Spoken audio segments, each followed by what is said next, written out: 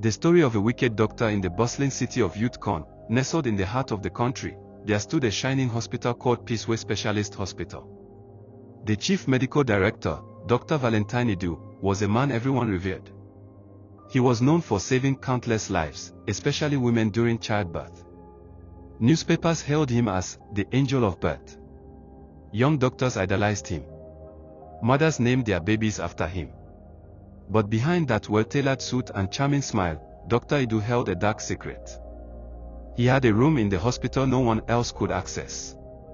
It was locked with a biometric scanner, and only he had the key.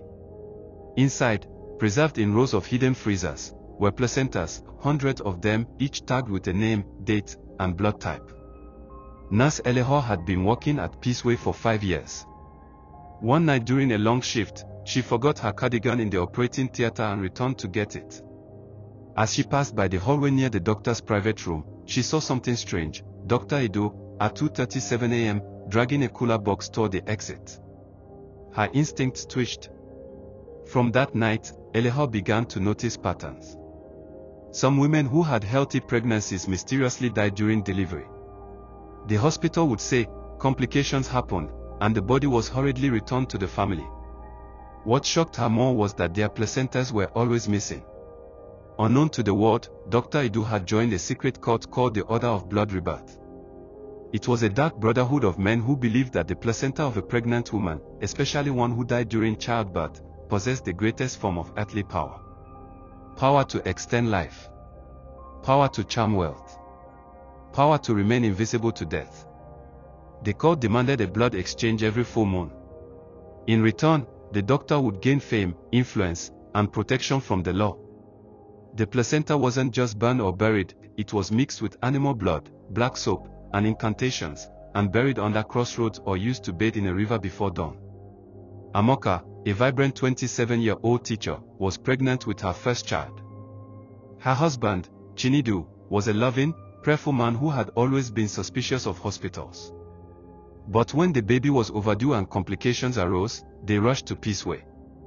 Amoka made it through labor, but she bled out minutes later, according to the doctor's report. But Chinedu wasn't satisfied. He begged the hospital to release the placenta, as his village tradition required it to be buried. The doctor delayed, claiming it had been misplaced. Something wasn't right. Chinedu went to a native seer in their village, who told him, "Your wife's placenta is not resting. It has been stolen for evil. Her spirit cries for justice." Driven by grief and suspicion, Chinedu returned to the hospital one night and broke into the records room. There, he found a coded ledger. It listed over 412 names, dates, and blood types, all linked to the placentas. Next to each was a column labeled "Purpose," with strange symbols and marks beside them. He took pictures and handed the file to a journalist, Ngozi Aluma, who had been investigating missing maternal cases in secret. Ngozi's article, "Harvested Wombs: The Evil Within Peaceway Hospital," shook the entire country. Protests erupted. Families came forward with their stories of wives, sisters, and daughters who died mysteriously. The government launched an investigation. Dr. Valentine-Edu denied everything. His charm and authority nearly saved him. But Nurse Eleanor stepped forward and released a secret recording she made one night, a ritual chant where the doctor mentioned names, blood, and sacrifices. Police raided the hospital.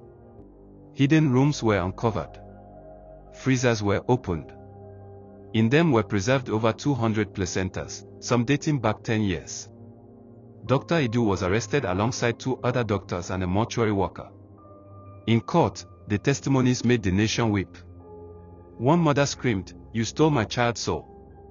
Another said, "He murdered my wife for power." Dr. Edu showed no remorse. When asked why he did it, he replied, "The world is not fair.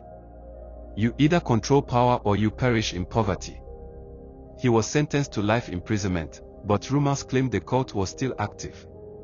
Some believed he had passed on his secret rituals to a new doctor already working in another state. Peaceway Hospital was shut down, and a memorial garden was planted outside with the names of the lost women. Every year, Chinedu visits the garden with his daughter, Amoka's baby, who survived. She places flowers by her mother's name and whispers, "The end."